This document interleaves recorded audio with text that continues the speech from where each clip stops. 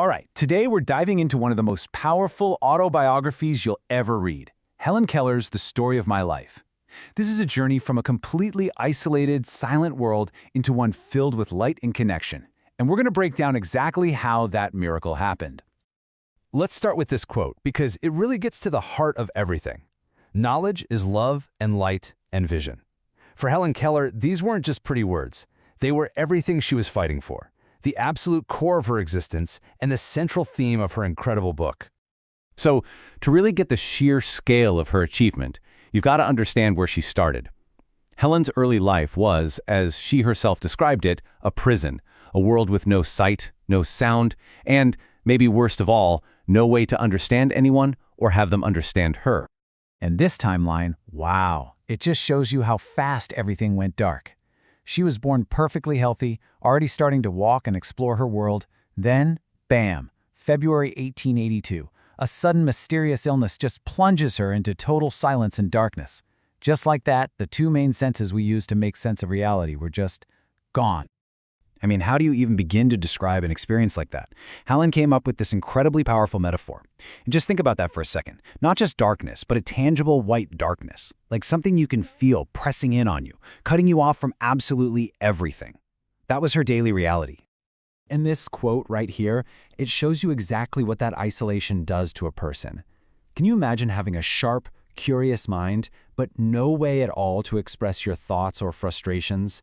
It led to these fits of just pure rage, a desperate, exhausting battle against a world she just couldn't connect with. But then, everything changes. This is the moment that splits her life in two, a clear before and an after. We're talking about the arrival of the woman who would go down in history as the miracle worker.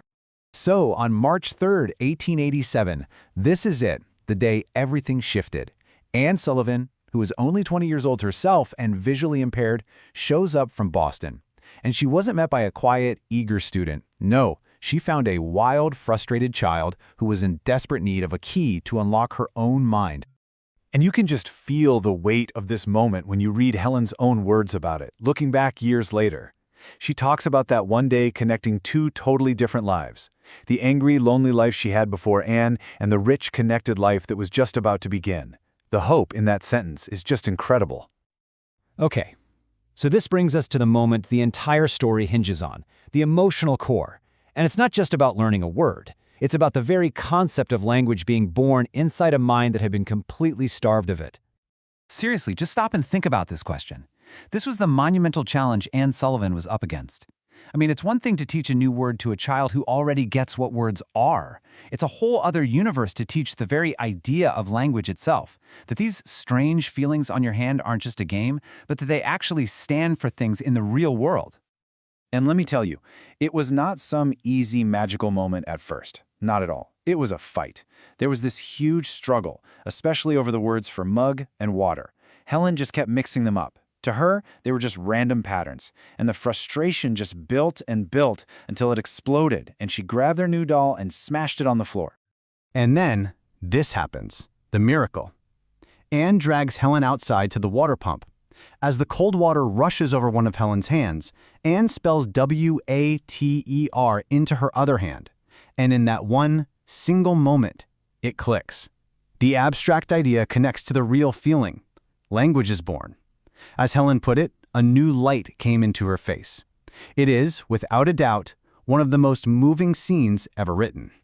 And that one word, water, it wasn't just a word, it was a key. It unlocked everything.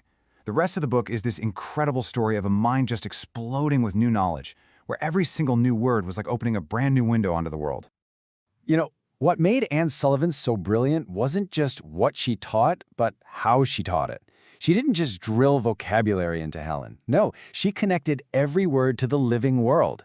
By teaching her the names for birds and flowers, she made Helen feel like she belonged, like she was part of it all. No longer an outsider, but a happy peer. And suddenly, look at this world that opened up to her. Through words, she could understand nature, dive into the bottomless ocean of books, and finally feel the joy of true human connection. Science, history, art, poetry, all of these huge, beautiful parts of life that were once completely locked away were now hers to discover. This line really hits home, doesn't it? For most of us, books are a pleasure or a tool.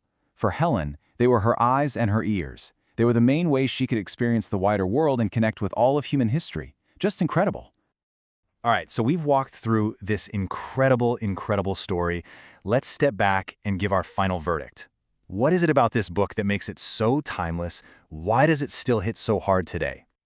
So here's the rundown. We're talking about The Story of My Life, written by Helen Keller herself, of course. It's an autobiography published way back in 1903. And honestly, it's for anyone who's looking for a truly inspiring story about resilience and the unbelievable power of education and human connection. So what's the big takeaway here? What's the final lesson? Well, it's this. The story of my life is just way more than one person's story. It's this powerful testament to the human spirit. It proves that our physical barriers don't have to be our limits, and that with the right connection and education, the mind can break free from any prison. For its incredible narrative power, its historical importance, and its timeless message of hope and resilience, our final grade for The Story of My Life is a resounding 9 out of 10. It is an absolutely essential read. Now, if Helen's story just completely grabbed you and you're looking for something that hits those same notes of resilience and the power of the human spirit, we've got a couple of amazing recommendations. Check out The Diving Bell and the Butterfly, a memoir by a man with locked-in syndrome, and Viktor Frankl's Man's Search for Meaning, an unforgettable book about finding purpose in the absolute worst of circumstances.